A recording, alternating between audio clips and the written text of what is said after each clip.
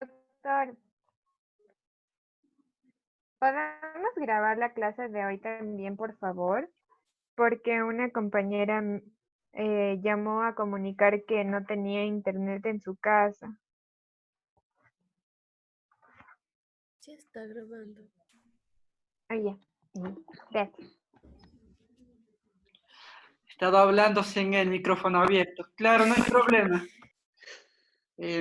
Claro que por mí no hay problema. Ya saben que siempre hay que pedir permiso nomás para grabar. Espero que nadie se ponga en contra y obviamente haría como ayer. Ya, Doc, muchas gracias. ¿Bien?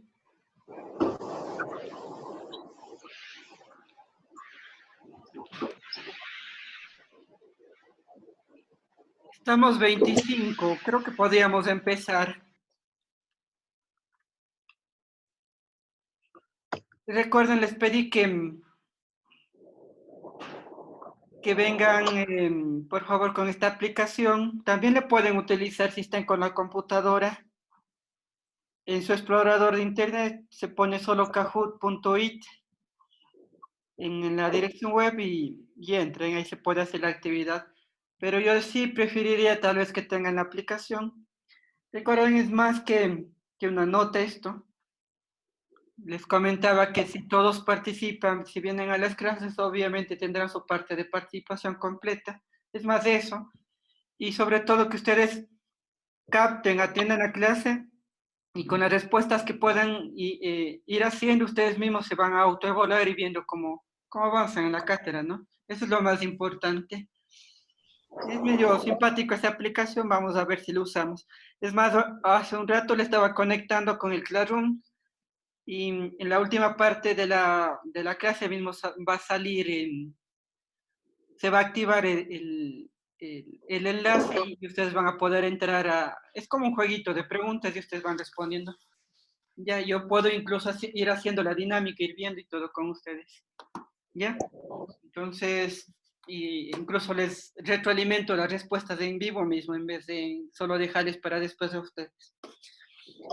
Eso sí, si hoy alguien no puede, no se preocupe, pero tiene que estar con la aplicación o con la página, digamos, medio funcional ya previamente, porque de repente se demora o no cargue, de repente alguien no va a entrar, ¿no?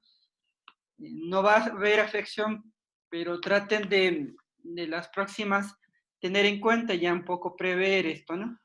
Creo que nada más. Le voy no sé, he estado grabando, es automático. Entonces empezamos nomás la clase. Les comparto pantalla. Recuerden, cualquier momento me hacen conversación, si quieren preguntar algo, si tienen alguna duda, y si no, al final también siempre les damos un espacio. Pues no nos falta mucho, pero en la parte final sí quiero acotar alguna circunstancia importante, también de los medicamentos y algún concepto también interesante, además de terminar los tipos de RAMs, que nos faltan las RAMs tipo B, C y D. La C y D, la verdad, son cortita la explicación, la B me demoraré algo. Entonces, de nuevo, bienvenidos. Espero aprovechen la actividad que voy a hacer y vayamos un poquito avanzando en la cátedra. Estamos 28 personas, creo que estamos completos, y excepto la compañera que me decían que tenía alguna dificultad hoy, ¿no? Entonces, eso. Les comparto pantalla y le empiezo la explicación. Pagarán los...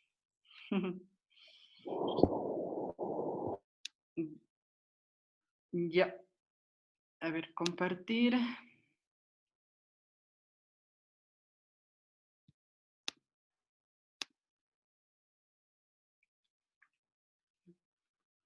Den un segundito que se conecte.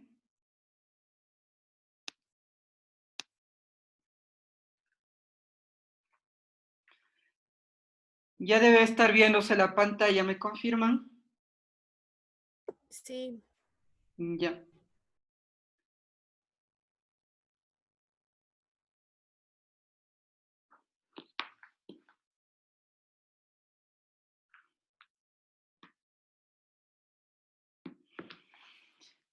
Entonces, justo en esto nos quedamos el día de ayer, pero he estado más allá. En esto creo que nos quedamos en la de tipo A, ¿no? Pero les voy a hacer un recordatorio rápido de lo que vimos el día de ayer, hacia el vuelo, para enlazar y que no quede suelto lo de hoy. Recuerden, les comenté que los medicamentos no solo tienen una parte buena, ¿no? Entonces, suelen tener una contra, también una parte mala, que es la parte de reacción adversa.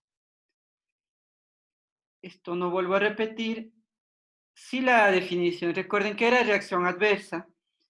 Era la respuesta perjudicial y no deseada que veía con los medicamentos a las dosis usuales empleadas para prevención, diagnóstico, tratamiento o modificación de una función. Repito, respuesta perjudicial, dañina si quieren llamarla así, no deseada, no es intencionada eso, que se presenta con los medicamentos a las dosis usuales que utilizo en la persona para prevenir, diagnosticar, tratar o modificar una función. Eso era la reacción adversa. Esto también explicábamos los 4 elementos para poder diagnosticar una RAMS. Evolución temporal, que esté antes el medicamento y luego la reacción adversa. Si vuelve a tomar el medicamento y vuelve a presentar la RAMS, sería una reacción adversa, ¿no es cierto? Es poco probable que sea otra cosa si estoy tomando el medicamento y vuelvo a tener el problema, ¿no? Debo haber excluido causas alternativas porque muchas de las reacciones adversas son igual que cualquier otra enfermedad. Entonces eso hay que hacerlo bien. Y si es que ya estaba descrito o yo puedo razonarle con el mecanismo de acción del medicamento, también ayuda a pensar que el medicamento es el que produce el problema, es una reacción adversa. Esto también les di, recuerden, estos datitos eran interesantes, ¿no? Es un problema que sí se ve, 3.1% de las personas que toman medicamentos presentan, y si está hospitalizado es más alto, ¿no? Son pacientes más graves con más medicamentos, ¿ya? Y es una causa prevenible de complicaciones de hasta muerte, entonces hay que tenerlo muy en cuenta este tema, ¿no? Como médico hay que manejarlo. Y para uno detectar y reconocer la RAMS había 2 procedimientos. El uno era la denuncia. Aunque se llame así, recuerden, yo detecto el problema en mi paciente, lleno este formulario amarillo que es uno de notificación de reacción adversa y comunico al Ministerio de Salud. No lo hago, recuerden, para toda RAMS, sino solo para las graves, poco frecuentes, no conocidas tal vez aún en la descripción del fármaco, también haría la denuncia. Esa es una manera. Y la otra manera era con estudios. Hay las 2 maneras. Entonces, investigadores o durante el desarrollo del medicamento también se hace estudios y se va identificando justamente estos problemas, ¿no? Viendo si es que ya va presentando RAMS o reacciones adversas. Ayer les cité 2, pero hay varios estudios. Por ejemplo, era el de caso control, ¿no es cierto? El que les cité. El de corte. Tranquilamente también estudio experimental, que este es el de mayor validez para ver causa-efecto. Sí se puede hacer también, cumpliendo todas las normas éticas, se hace mismo en el ser humano. Si no, un medicamento, ¿cómo sale al mercado si no se ha comprobado, no? Es lo que está retardando mismo todavía terapias con el coronavirus. Además, obviamente, de que todavía no se ha encontrado tal vez un medicamento tan bueno en el efecto. Son ligeros los cambios que se han visto con algunos medicamentos, ¿no? Pero bueno, es demorado. Normalmente demora años esa investigación. Ahorita le están queriendo apurar un poco por la urgencia, ¿no? en la que estamos.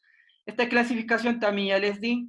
Recuerden la de Rowling y Thompson, que es en base a lo que es la forma de presentar la RAMS, ¿no? Tipo A, aumente, un efecto aumentado. Tipo B, bizarro o anómalo, ¿no?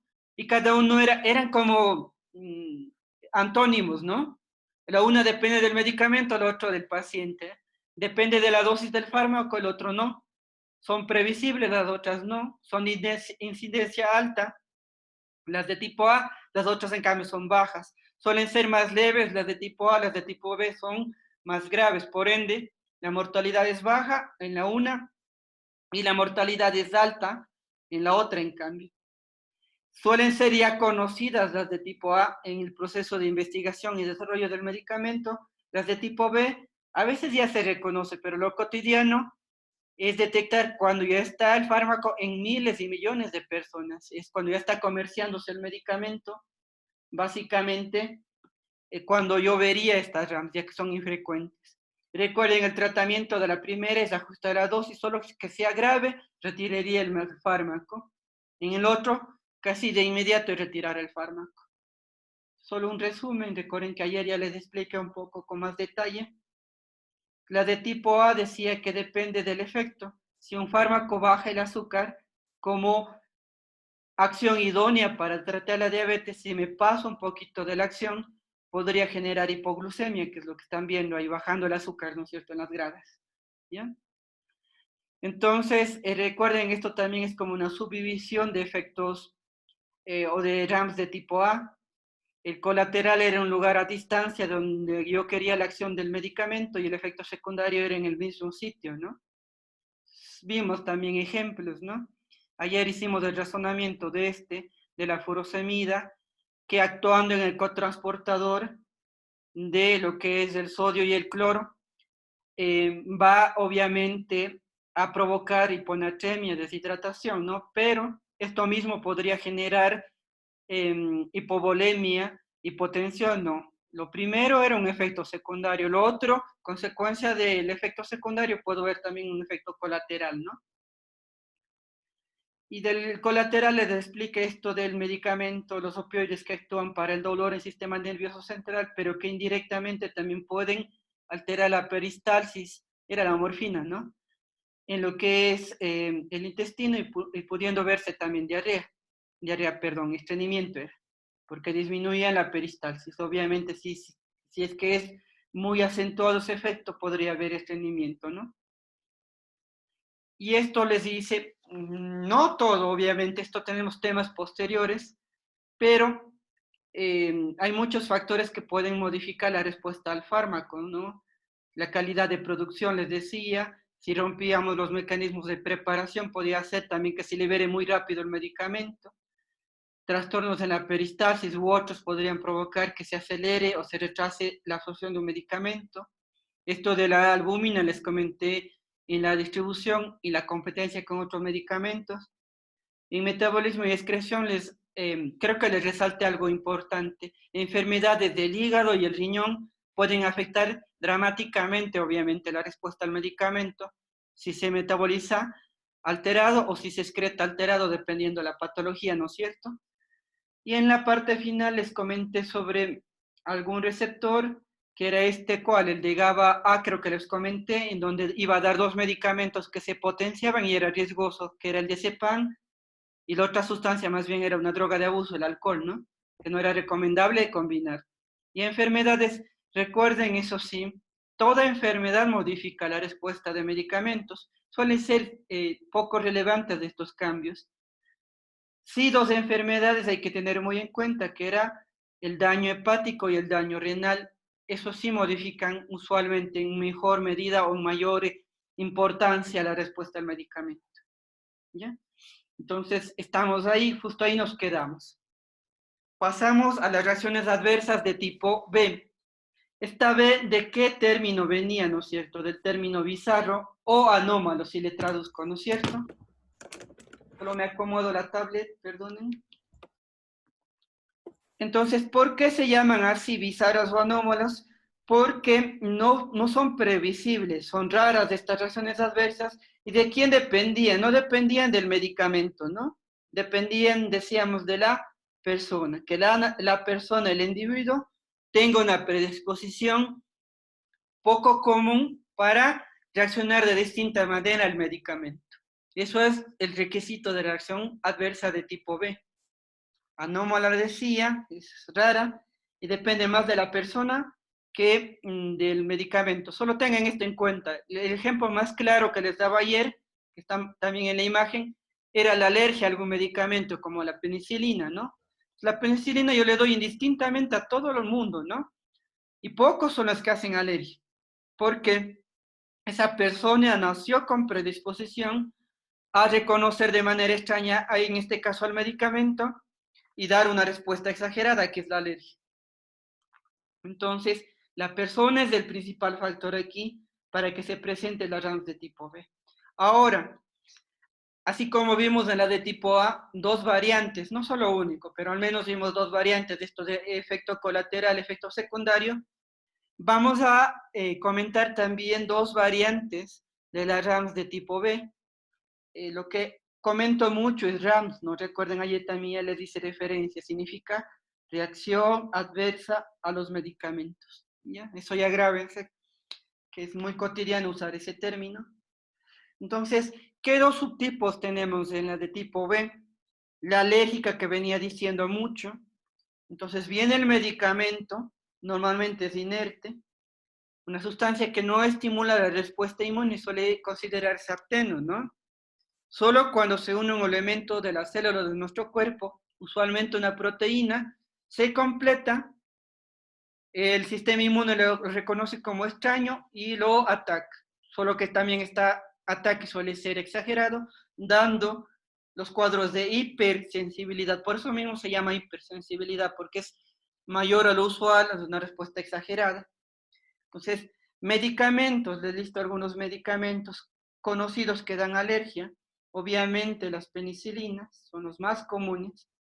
Dependiendo del país, de la raza, 10 a 20% de las personas tienen alergia a las penicilinas. Otro, AINES, también es cotidiano. ¿Qué medicamentos están dentro de los AINES? La aspirina, el Apronax, el ibuprofeno, que es el Buprex si quieren, o el Femen, no sé cómo le conocen al ibuprofeno, entre otros, ¿no? Por dar dos ejemplos, ¿no? Entonces, ¿cómo se presenta la reacción adversa? Lo habitual es leve también en la mayoría de veces. O sea, van a ver básicamente, por ejemplo, erupción en la piel, los granitos, ¿no? Que se ponga rojo y que pique, la urticaria. Puede hincharse incluso una parte, esto ya es una reacción adversa un poco más delicada, eso se llama angioedema. El edema que se produce en la alergia es un angioedema, es un edema de origen vascular, porque se dilata tanto el vaso que libera masivamente líquido, ¿no? Angioedema. Y lo más grave podría ser el shock, ¿no? El shock anafiláctico, recuerden, es el que se relaciona con la alergia. Lo más común, recuerden, el leve, pero aquí sí podría haber situaciones graves, como lo que estoy comentando. En piel también hay una patología grave por alergia que se llama síndrome de Steven-Johnson, que es una alergia que provoca necrosis masiva de la epidermis. Es como una quemadura grave y difusa. Suele estar delicado el paciente si presenta eso. Igual es una alergia. Listo. Creo que no nos perdemos mucho por la parte de alergia. Era mi ejemplo que venía dando desde antes. Lo un poco nuevo para ustedes va a ser la otro tipo de reacción adversa, que es idiosincrásica. Antes se creía que no tenía explicación a este término idiosincrásico, ¿no? Pero hoy en día ya se ha buscado, al menos para esta parte de RAMS de tipo B, una explicación. Básicamente, ¿cuál es la explicación? La persona nace con una alteración en una proteína, ¿ya? Esta alteración es pequeñita. Entonces, pongamos si quieren, normalmente la proteína funciona al 100%. Puede que esté funcionando un 70, 80%. Es inaparente, la persona no sufre por eso. Y como sea, compensó y no hay problema. Viene el medicamento por un mecanismo distinto al propio del fármaco, viene, se une acá y altera al medicamento. Debe ser por alguna afinidad química, radicales que tenga el fármaco y esta proteína puntual y le altera. No era el propósito, pero en este caso puntual altera. La altera tanto que baja la función, digamos, como ejemplo, nada más a un 10-20%. Esto ya es dramático y puede provocar problemas en la persona, ¿ya? Entonces, esa es la reacción idiosincrásica, ¿no? Una alteración con la que nace la persona, usualmente un defecto enzimático, inaparente habitualmente, o sea, no es evidente aún. Viene el medicamento, altera un poquito más la función de la enzima o de esta proteína y ya da el problema. Entonces, eso. Recuerden la glucólisis, ¿no? La glucólisis. ¿Cuál es la función de la glucólisis? Obviamente generar lo que es en parte ATP, ¿no? Luego quedaba un sustrato, luego se iba a la fosforilación oxidativa y generaba más ATP, incluso en mayor cantidad. Entonces, eso es la glucólisis. Normalmente toda célula cumple con esta glucólisis, tiene vías alternativas para generar también energía, pero el eritrocito es una célula sin núcleo, también mínimas organelas, ¿no es cierto? Es más básicamente la proteína que transporta oxígeno, es la hemoglobina, el constituyente mayor de esta célula, y depende, como ninguna otra célula, de la glucólisis. O sea, esa es su vía de formación de energía para subsistir. Entonces, yo doy un medicamento, ya les digo qué medicamento, ejemplo, una sulfa. ¿Ya? Puede ser también la misma penicilina. Y va indirectamente, sin querer, porque ese no era el propósito, y altera una enzima, es esta que está ahí con la sigla, e inhibe, o si quieren más que inhibir, dificulta la glucólisis. En casi todas las demás células no hay problema, como sea compensará por otras rutas. Igual es delicado, pero en el eritrocito, ya que no tiene otra forma de generar ATP, altera dramáticamente su función, se lesiona la célula y muere. ¿Cómo se llama? La disminución del número de eritrocitos en sangre, ¿no? Se va a llamar esto anemia, que ustedes claramente recordarán. Se destruyó el eritrocito, es un tipo especial de anemia que se llama anemia hemolítica, ¿ya? Y la anemia hemolítica tiene muchas causas. En este caso, ¿cuál fue la causa de la anemia hemolítica? La deficiencia de esta enzima, la glucosa 6-fosfato deshidrogenasa. Si le recuerdan, estaba en la vía de la glucólisis, ¿ya? Entonces, ahí depende del defecto de esta enzima para que se dé este problema, anemia hemolítica por deficiencia de glucosa 6-fosfato deshidrogenasa. Las personas habitualmente no tienen el problema de anemia, de destrucción de eritrocitos. Solo el fármaco fue lo que le provocó, desencadenó. Lo único que sí tenían previamente era el defecto de base, inaparente. Y la otra RAMS de tipo B que les pongo ahí es hipertermia maligna. ¿Cuándo considero hipertermia maligna? 41 grados o más. Es rarísimo eso, pero es poco compatible con la vida. Debe darse un dramático daño, por ejemplo, en el músculo o en el centro termorregulador del hipotálamo para que se presente este problema. Entonces, hay un medicamento, succinilcolina. Este también es bloqueante neuromuscular, suele activar al músculo, desensibiliza al receptor, que recién aprendimos de esto de si activa mucho al receptor, desensibilizo y provoca parálisis. La secuencia de activación es de pocos segundos y luego viene ya la parálisis. Pero en personas con predisposición que tienen alterado el receptor, no veo esta secuencia de activar y parálisis. Activa y se queda contraído en espasmo persistente el músculo. Empieza a subir la temperatura corporal y yo vería este problema, hipertermia maligna. ¿De qué dependió ver la hipertermia maligna? Dependió justamente de que la persona nazca con esta alteración, en este caso en el receptor nicotínico, que respondió anómalamente al medicamento. No era habitual que responda de esa manera, por eso es una reacción idiosincrásica. Ven que aquí no cambió una enzima, lo usual o más común es una enzima. Aquí lo que cambió fue un receptor, que es más raro aún. Los receptores son tan especializados, tan avanzados, que cualquier alteración en receptores, por pequeñita que sea, suele ser poco compatible con la vida. Pero bueno, aquí justo vimos un ejemplo que se ve, ¿no? No es tan cotidiano. Entonces, están las dos ramas, los dos subtipos. Justo aquí está lo que acabé de explicar, la deficiencia de glucosa 6-fosfato deshidrogenasa. Venía un fármaco, ¿qué fármaco? La penicilina, o una sulfa, oxida, tiene un radical que llega y reacciona químicamente con esto, ¿ya? Sin querer, porque no era el propósito. Y bloquea la enzima, más aún que ya había deficiencia, y en el eritrocito genera el problema dando anemia hemolítica, ¿no es cierto? Eso era la idiosincrásica, ¿no es cierto? Y la alergia, recuerden, es básicamente el fármaco no es reconocido como, perdón, es reconocido como elemento extraño y hay una respuesta de rechazo. Normalmente no debe ocurrir eso. ¿Qué debe tener la persona de base? Se llama atopía. Atopía es la predisposición genética a dar alergia. Eso es una persona atópica, ¿ya? Y reaccionará de distinta manera. Si es inmediata, son las alergias de tipo 1. Si es un poco más demorada, tipo 2, tipo 3 o tipo 4. Recuerden, la de tipo 1 es mediada por IgE y suele verse en pocos segundos, en pocos minutos. Las otras demoran varios minutos a horas, ¿no? Es mediada por IgG o IgM, ¿no? Entonces, aquí suele haber lo que es la parte de antígenos que se unen a una superficie celular, perdón, de anticuerpos que se unen a una superficie celular. La de tipo 3 también es mediada por IgG e IgM, solo que es más bien complejos inmunes, que llegan al plasma y se empiezan a depositar en tejidos, ¿ya?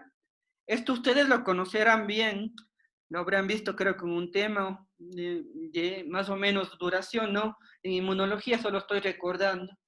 Y las de tipo 4 que demoran días en presentarse es mediado más bien por el linfocito T citotóxico, ¿no? Decía que esto traten de recordar.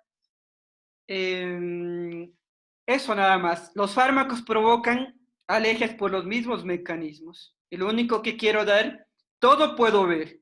Todos los tipos de alergia puedo ver con el fármaco, pero ¿cuál es la alergia o el mecanismo de alergia más común a los medicamentos?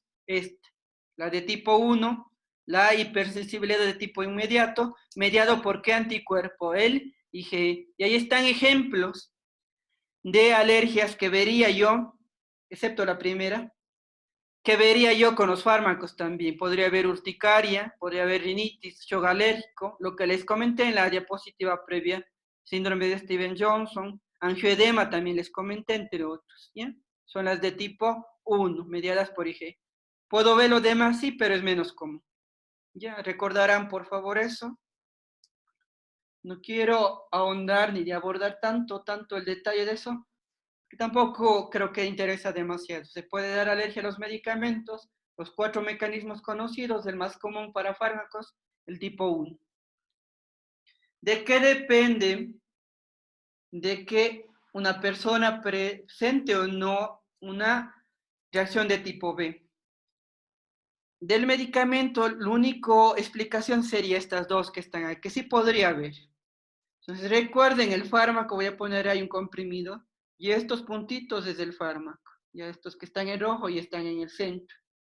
Todo lo demás, la mayor parte, voy a ir pintando, son excipientes. ¿Qué puede ocurrir?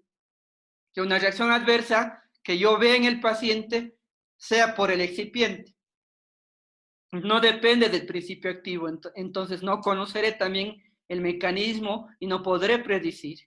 Entonces, ahí podría a veces ver una RAMS y es de tipo B, cuando depende más del excipiente que del fármaco per se, que es el principio activo, ¿no? Y lo otro, si él almaceno demasiado tiempo el fármaco, puede que se convierta en otra cosa, en otra sustancia, y eso me esté generando problemas. Hay otro detalle de manejar los medicamentos caducados, ¿no es cierto? Nunca se utiliza medicamento caducado por este riesgo, que puede haber cambiado el fármaco y dar problemas. Entonces, eso es la única parte que tal vez sale un poquito de la regla de la de tipo B. De todas maneras, no fue del fármaco per se, sino de los acompañantes o modificaciones que pudo tener el fármaco, ¿no? Y estos sí son de la persona, ¿no? Los metabolitos tóxicos que se generaban en el hígado pueden explicar alguna RAMS, un daño en el hígado mismo, un daño en el riñón, un daño en algún otro lado. Y sobre todo estos dos últimos son los factores más relevantes que justo acabé de explicarles, ¿no? Deficiencias en una enzima, en un receptor, generaban qué tipo de reacciones adversas, las idiosincrásicas. En cambio, la atopía, una base genética para la alergia, provocaba justamente los cuadros de alergia o hipersensibilidad. Estos dos últimos son los factores a tener en cuenta, ¿no? Lo otro es más raro. Posible, sí, pero difícilmente a la vez llegaré a este diagnóstico o a encontrar que eso fue la causa. Es menos probable, menos cotidiano, más de la parte genética y la parte de atopía. Entonces, hemos avanzado todo lo de reacciones adversas de tipo A y tipo B. Ayer les comentaba también que fue la clasificación inicial. Ahí está la de tipo A. Pongámosle, no sé si hay un verdecito, ¿sí? Un tic. Ya vimos, ¿no? ¿Qué nos está pendiente? Esta es la de tipo C y tipo D. ¿Qué hizo la Organización Mundial de la Salud? Vio que había unos tipos medio especiales de RAMS que no se explicaban completamente en la de tipo A, porque son variantes de las de tipo A. ¿Ya? Eso ya les adelanto. Son como situaciones especiales de las de tipo A, que no se explicaban tan bien, entonces quiso separarles. Y hoy en día la OMS recomienda más bien esta clasificación. ¿Cuántas categorías de reacciones adversas? 4. Tipo A, tipo B, tipo C y tipo D. Son las categorías de las reacciones adversas. ¿De qué palabra viene el C y el D? El C viene de chronic. No me acuerdo, chronic creo que se escribe en inglés. Y el tipo B viene de light, ¿no? De demorado, ¿no? ¿Cuál es la característica más común de la de tipo C? ¿El uso qué? ¿A corto o largo plazo? Si estoy poniendo ahí crónico. ¿Cuál sería el factor relevante aquí en la de tipo C?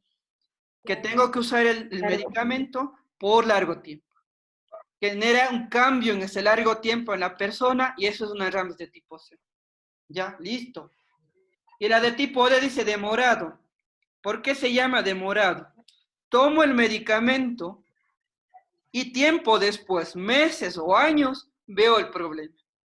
Este rato dejó ya alguna alteración y años después veré el fruto de esta alteración. Puede que la persona ya ni esté con el medicamento, ya abandonado, e incluso puede que el medicamento haya tenido solo un contacto suficiente para generar estas ramas de tipo D.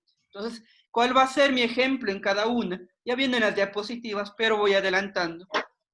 La dependencia, la adicción a los fármacos es una reacción adversa de tipo C. ¿Qué necesita?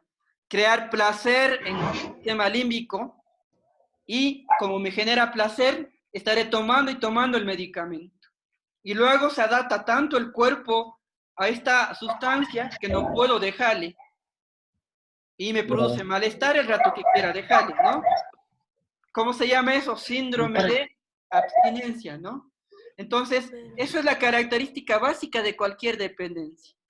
El reforzador positivo, que se llama esto de generarme placer al inicio, y el reforzador negativo, que es la parte final, esta que vimos que decía, cuando quiero dejar no lo puedo por el síndrome de abstinencia. Los medicamentos pueden provocar eso, lo tengan en cuenta.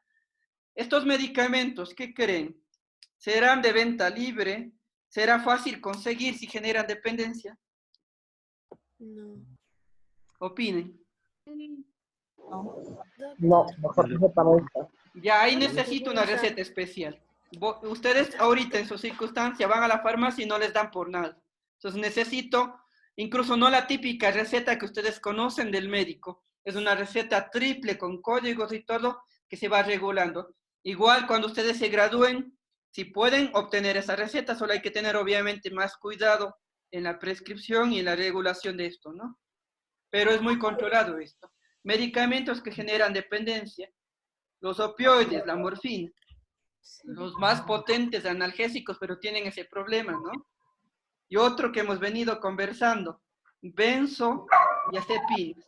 Estos medicamentos para la ansiedad, para las convulsiones, también se usa mucho para dormir, son los medicamentos que se usan para dormir, generan dependencia, ¿ya? Hay que tener muy en cuenta estas RAMs, porque no solo altero mucho la calidad de vida de la persona, provocando también esto, si yo no lo uso bien recomendado a las dosis adecuadas, tiempos adecuados, igual los uso, pero con cautela, preveyendo esto mismo de los problemas que pueda haber con el medicamento, ¿no? Y lo otro de la parte de demorado, el ejemplo mayor y más claro es la teratogenia.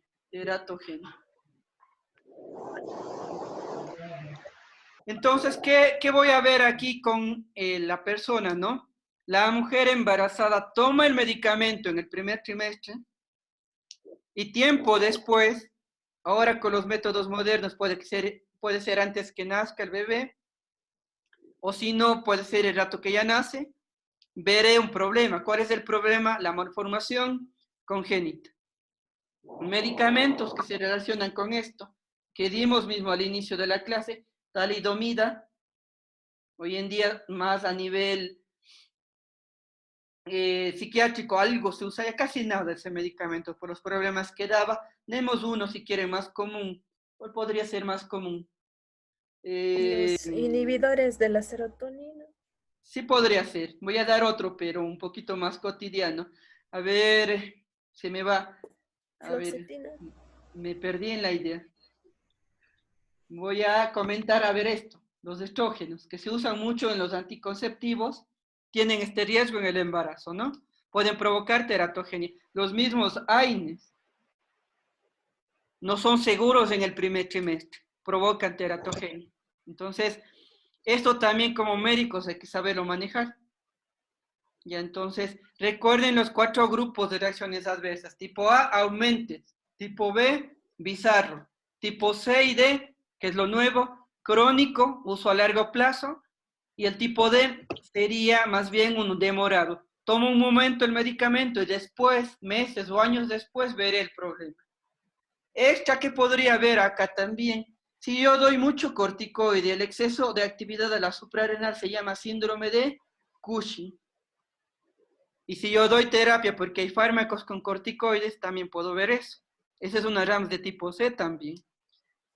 Y otra cosa, en la de tipo D, otro ejemplo, el cáncer también lo pueden provocar los medicamentos. O sea, es preocupante esto. Por suerte, muchos de los fármacos es poco cotidiano y hasta cierto punto regulable, pero es posible también. Los estrógenos pueden provocar cáncer de endometrio.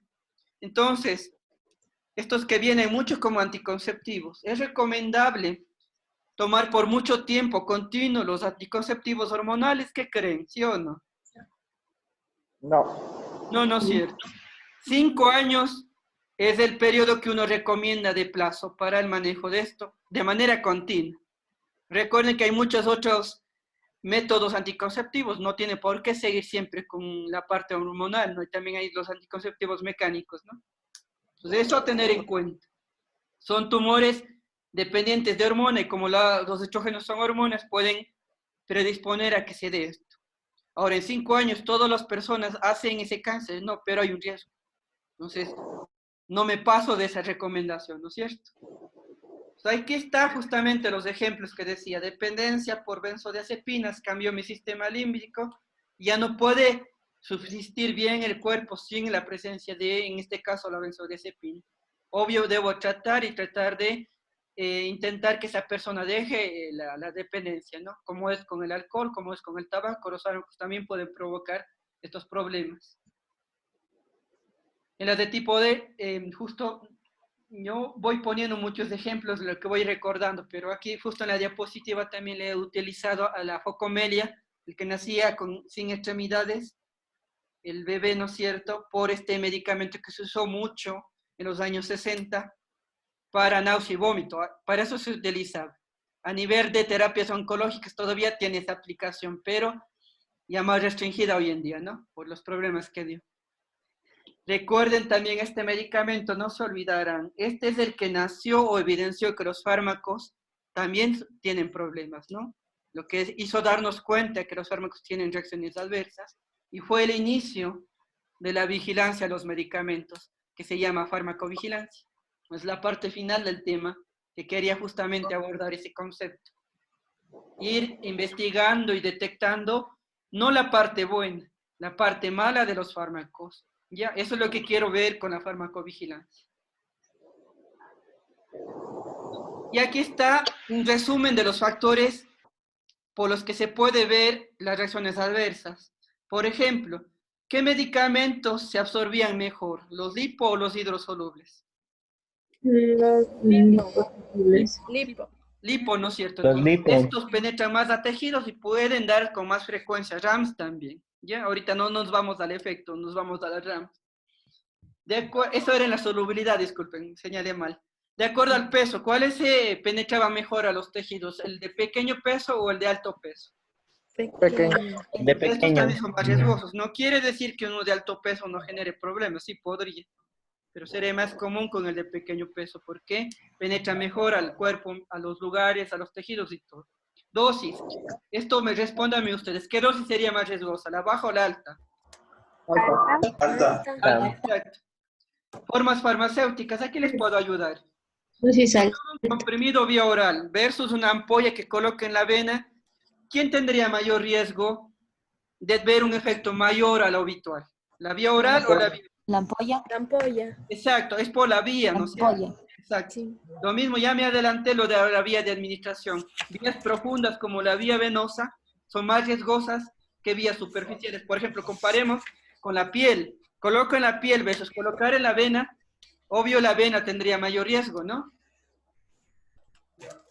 Paso a la parte personal. Esto ya expliqué. Personas nacen con alteraciones enzimáticas o receptores y dan, ¿no es cierto?, problemas. Era para las de tipo B esta explicación, ¿no?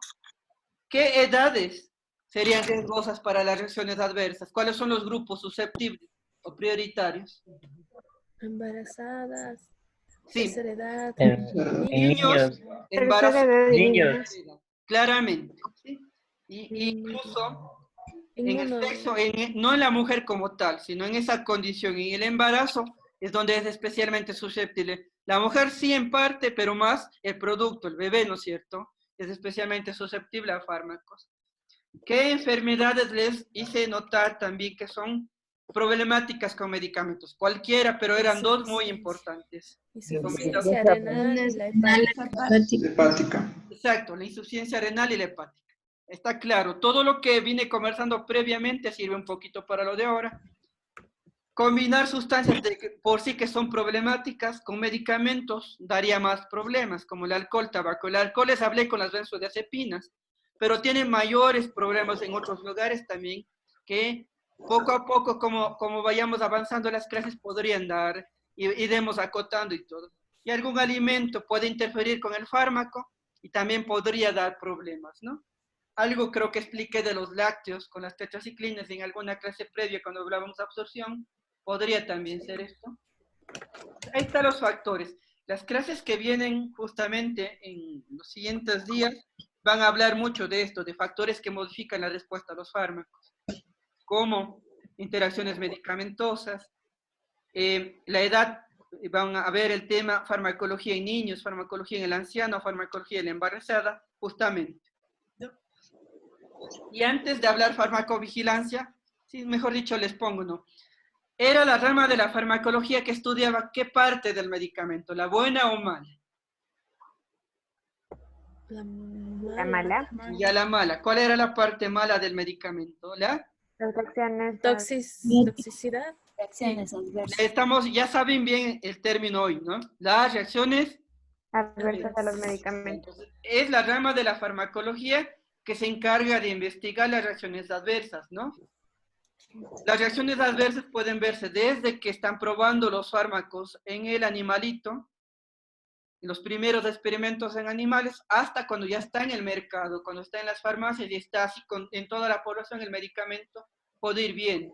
La farmacología, especialmente la farmacovigilancia, es cuando ya está comercializado. Ahí especialmente es donde actúa la farmacovigilancia, en las reacciones que veo cuando el medicamento ya está en comercio, cuando está en el público en general, ¿ya? Eso es la farmacovigilancia. Son conceptos que hay que aprenderse, pero ya más o menos les hago la orientación. Esta se encarga de detectar reacciones adversas, usualmente cuando el medicamento ya está comercializado. Eso es la farmacovigilancia. Ahora, es lo último de la clase de hoy, que es la última diapositiva.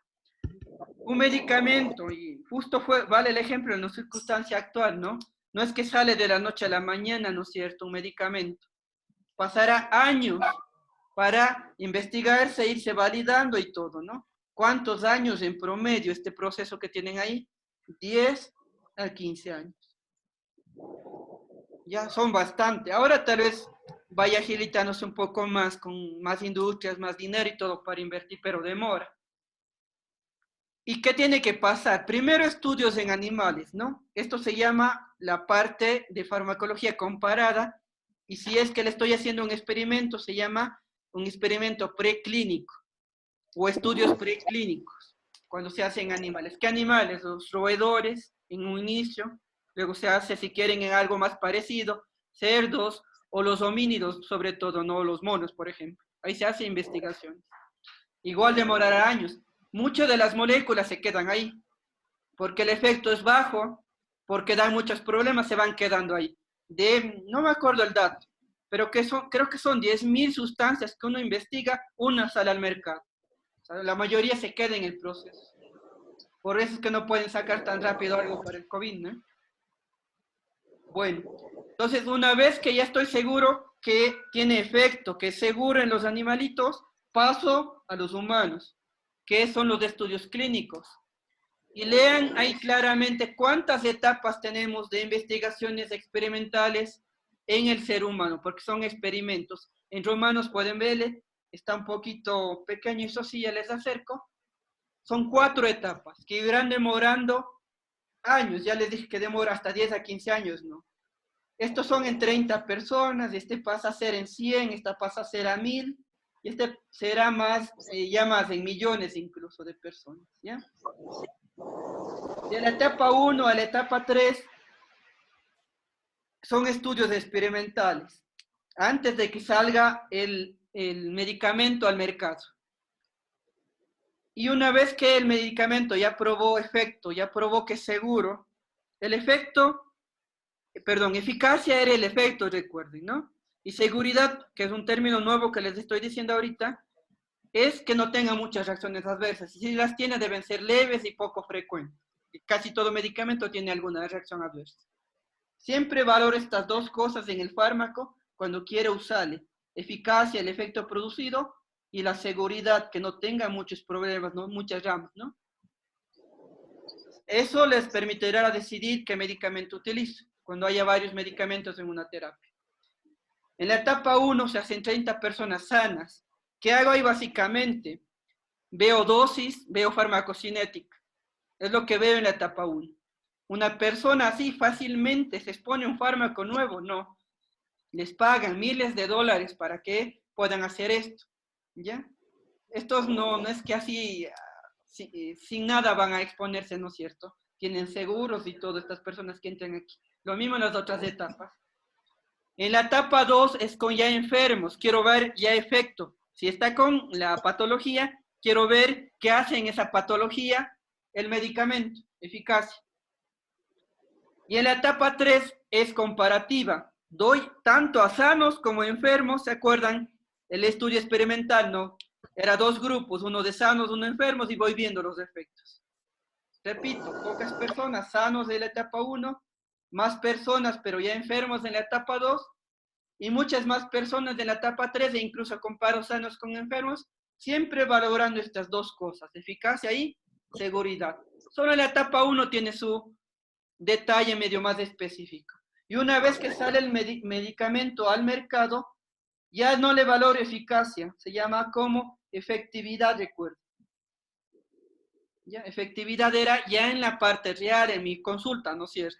Ahí recién valoro efectividad y también valoro seguridad. ¿Cómo se llamaba el seguimiento de las reacciones adversas con el medicamento ya comercializado?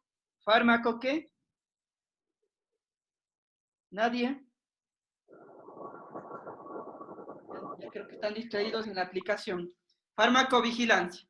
Ya eso, ahí únicamente es donde hago estos estudios de seguimiento de farmacovigilancia.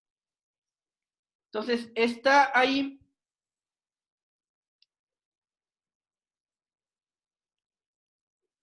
toda la clase porque es lo último ya de la diapositiva. Por favor, abran la aplicación.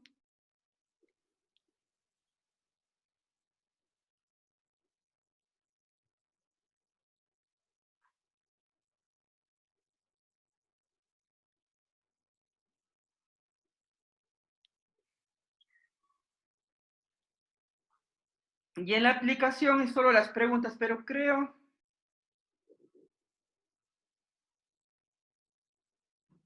No le encuentro la tarea. Creo que se ha borrado el link. Más bien les doy ahorita un espacio para preguntas, pero no me he fijado de ese error. ¿Ya? Más bien regresemos a la videoconferencia y me pregunta cualquier duda que tengan, tenemos unos minutitos, ¿no? Vamos a compartir. Justo me llamaron para una urgencia hace un rato y no me acordé, estaba justo queriendo programar esto y se me pasó, me disculpo.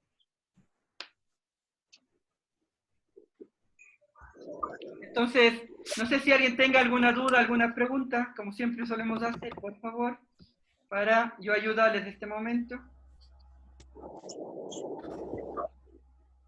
Doctor, ¿los medicamentos pasarían mejor si son no ionizados? ¿No ionizados?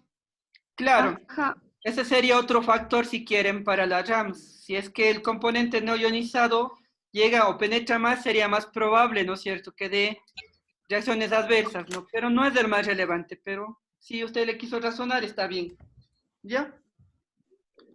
¿Algo más? ¿Quedó claro la división de reacciones adversas? A, B, Sí. C y D, ¿no es cierto? Sí. El síndrome de abstinencia a opioides, ¿qué tipo de RAM sería? Sí. Sí, está bien. Otro si quieren, verán, estoy con un antihipertensivo durante años, le deja el medicamento y hace una crisis hipertensiva, una reacción de rebote. Esta no expliqué aún, pero razonan ustedes. ¿Qué RAM sería?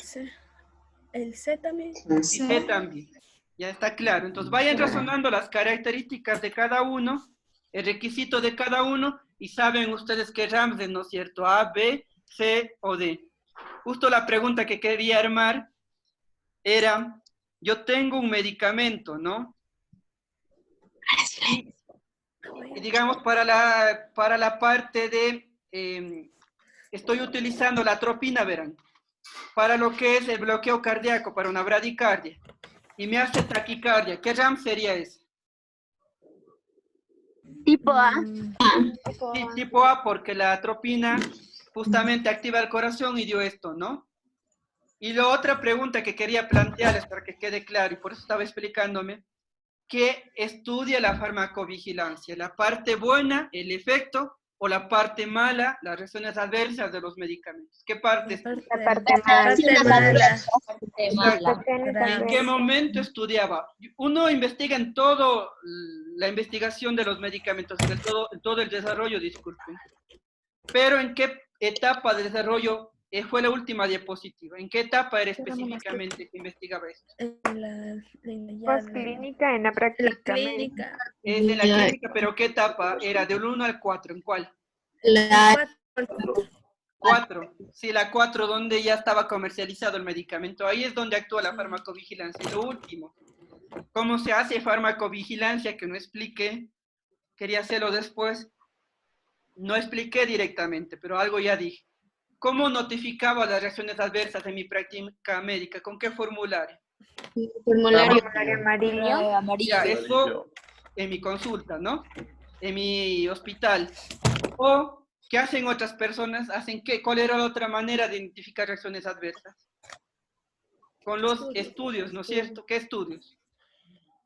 de corte. Todo el tipo de estudios que hay, ¿no es cierto? Todos los que le listé como ejemplo. Controles. Y entonces, la farmacovigilancia se hace así justamente, ¿ya? Se hace con notificación espontánea a través del formulario amarillo o con estudios. ¿Y cómo detecto las RAMs en la farmacovigilancia? También, como les expliqué, los 4 factores, ¿no? Secuencia temporal, exposición, la parte de que descarte otras patologías, ¿no es cierto? Esas 4 factores que les expliqué es la forma de diagnosticar y hacer farmacovigilancia. Entonces, hoy sin querer avanzamos 3 temas que son enlazados entre ayer y hoy. Reacciones adversas, desarrollo de medicamentos, esa diapositiva que les dije, y la parte de farmacovigilancia, que es algo cortito, que va muy enlazado. Y lo último, ¿qué creen estos 10, 15 años que se hace investigación para que salga un medicamento? ¿Será barato o caro? Caro. En promedio, $1.000 millones cuesta sacar una molécula al mercado. ¿Y quién tiene ese dinero? ¿Una persona en el hogar tendrá o qué tipo de industria? Exacto. Y por eso ellos invierten, es un negocio. Invierten y luego ellos comercian con eso y ganan, ¿no? ¿Cómo protegen su inversión? ¿Cómo se llama esto de proteger la idea? En cualquier lugar, en este caso, en los fármacos. Patentar la idea. Exacto. Y luego ya cuando se dé la patente viene y se puede copiar el medicamento, que es el genérico. que algún rato también se explicará los medicamentos genéricos. Listo. Terminamos la clase de hoy. Me disculpo, no digo, por alguna llamada me distraí previo a la clase. No me di cuenta que no le activé el formulario y no les pude hacer, pero las preguntas las hice personalmente. Nos vemos entonces en otra clase. Que tengan buena noche. Gracias, doctor. Hasta luego. Nos vemos. Buen fin de semana. Igual.